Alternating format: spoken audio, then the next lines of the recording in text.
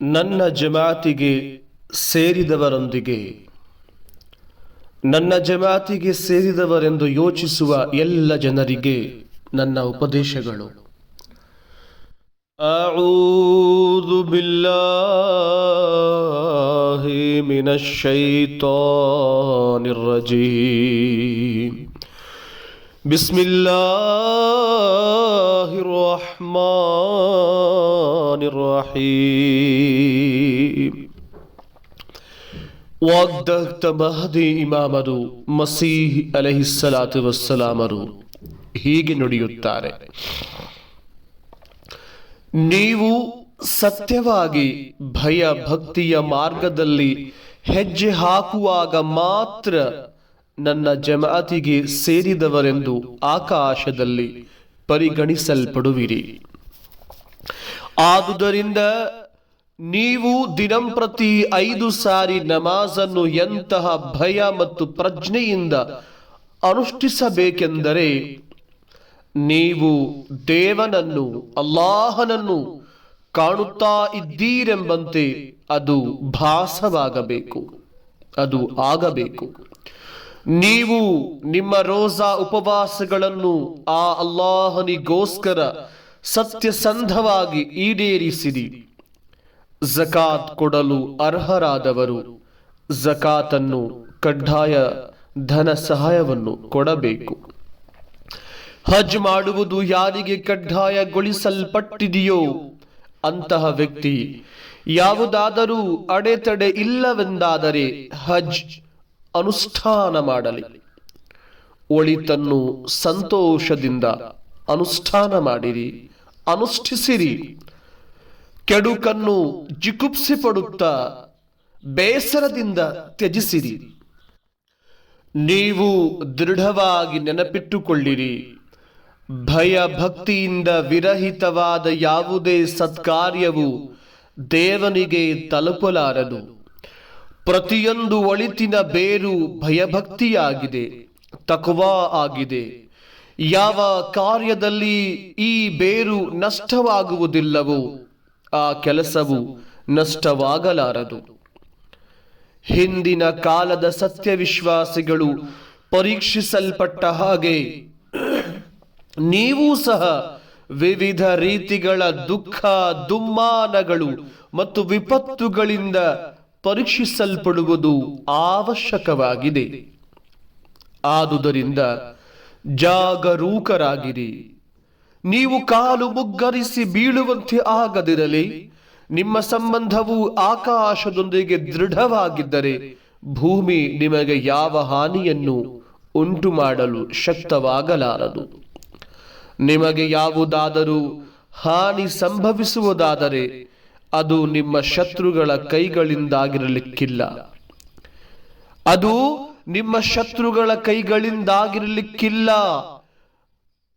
ಅದು ಸ್ವತಃ ನಿಮ್ಮ ಕೈಗಳಿಂದಲೇ ಆಗಿರಬಹುದು. ನಿಮಗೆ ಇಹಲೋಕದಲ್ಲಿ ಎಲ್ಲಾ ಗೌರವಗಳು ನಷ್ಟವಾಗಿ ಹೋಗಿದ್ದರೆ ಆ ದೇವನು ಅಲ್ಲಾಹನು ನಿಮಗೆ ಶಾಶ್ವತವಾದ ಗೌರವ ಆಕಾಶದಲ್ಲಿ ನೀಡುವನು. ಆದುದರಿಂದ ನೀವು ದೇವನನ್ನು ಬಿಟ್ಟು ಬಿಡಬೇಡಿರಿ. ನೀವು ಕಷ್ಟಕ್ಕೊಳಗಾಗುವುದು ಅವಶ್ಯಕವಾಗಿದೆ. ನಿಮ್ಮ ಹಲವಾರು ಪ್ರತೀಕ್ಷೆಗಳು ಈಡೇರದೆ ಹೋಗಬಹುದು. ಇಂತಹ ಪರಿಸ್ಥಿತಿಗಳಲ್ಲಿ ನೀವು ನಿರಾಶೆ ಹೊಂದಬಾರದು. ಏಕೆಂದರೆ ನೀವು ಅವನ ಮಾರ್ಗದಲ್ಲಿ ಸ್ಥಿರವಾಗಿ ನಿಲ್ಲುತ್ತೀರೋ ಇಲ್ಲವೋ ಎಂಬುದನ್ನು ನಿಮ್ಮ ದೇವನಾದ ಅಲ್ಲಾಹನು ಪರೀಕ್ಷಿಸುತ್ತಾನೆ. ಆಕಾಶದಲ್ಲಿ ಮಲಾಯಿಕ್ ದೇವದೂತರು ಸಹ ನಿಮ್ಮನ್ನು ಹೊಗಳಬೇಕೆಂದು ನೀವು ಬಯಸುವಿರಾದರೆ ನೀವು ಪೆಟ್ಟುಗಳನ್ನು ತಿಂದು ಸಂತೋಷ ಪಡಿರಿ. ನೀವು ಬೈಗಳುಗಳನ್ನು ಆಲಿಸಿ ಕೃತಜ್ಞತೆ ಅರ್ಪಿಸಿರಿ. ನೀವು ಸೋಲುಗಳನ್ನು ಅನುಭವಿಸಿದರೂ ಸಂಬಂಧವನ್ನು ಮುರಿದು ಹಾಕಬೇಡಿರಿ. ನೀವು ದೇವನ ಅಲ್ಲಾಹನ ಕೊನೆಯ ಜಮಾತ್ ಆಗಿರುವಿರಿ. ನೀವು ದೇವನ ಅಲ್ಲಾಹನ ಕೊನೆಯ ಜಮಾತ್ ಆಗಿರುವಿರಿ. ಆದುದರಿಂದ ಪರಿಪೂರ್ಣತೆಯಲ್ಲಿ ಅತ್ಯಂತ ಶ್ರೇಷ್ಠವಾಗಿರುವ ಒಳಿತುಗಳನ್ನು ಮಾಡಿರಿ. ನಿಮ್ಮ ಪೈಕಿ ಉದಾಸೀನತೆಯಿಂದ ವರ್ತಿಸುವ ಪ್ರತಿಯೊಬ್ಬನು ಕೊಳೆತ ವಸ್ತುವಿನ ಹಾಗೆ ಜಮಾತಿನಿಂದ ಹೊರಗೆ ಎಸೆಯಲ್ಪಡುವನು ಮತ್ತು ನಿರಾಶೆ ಹೊಂದಿ ಮೃತನಾಗುವನು. ಅವನು ದೇವನಿಗೆ ಯಾವ ಹಾನಿಯನ್ನು ಉಂಟು ಮಾಡಲಾರನು. ನೋಡಿರಿ ನೋಡಿರಿ, ನಾನು ಬಹಳ ಸಂತೋಷದಿಂದ ನಿಮಗೆ ತಿಳಿಸುತ್ತೇನೆ, ನಿಮ್ಮ ದೇವನು ಅಲ್ಲಾಹನು ವಾಸ್ತವಿಕವಾಗಿಯೂ ಇದ್ದಾನೆ.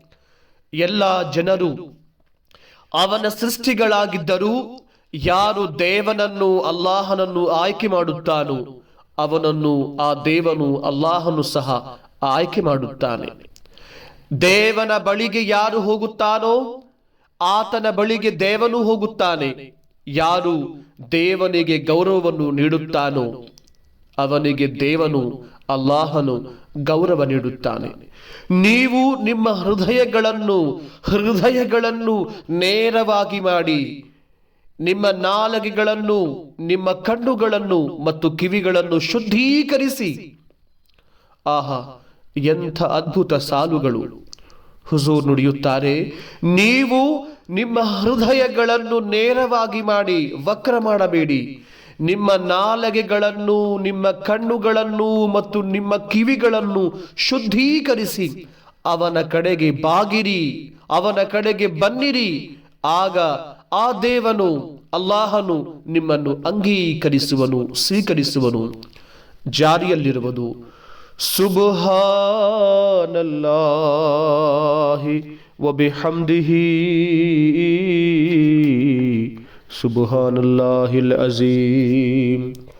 ಅಲ್ಲಾಹುಮ್ಮ ಸಲ್ಲಿ ಅಲಾ ಮುಹಮ್ಮದ್ ವ ಅಲಾ ಆಲಿ ಮುಹಮ್ಮದ್ ವ ಬಾರಿಕ್ ವ ಸಲ್ಲಿಮ್ ಇನ್ನಕ ಹಮೀದುಂ ಮಜೀದ್.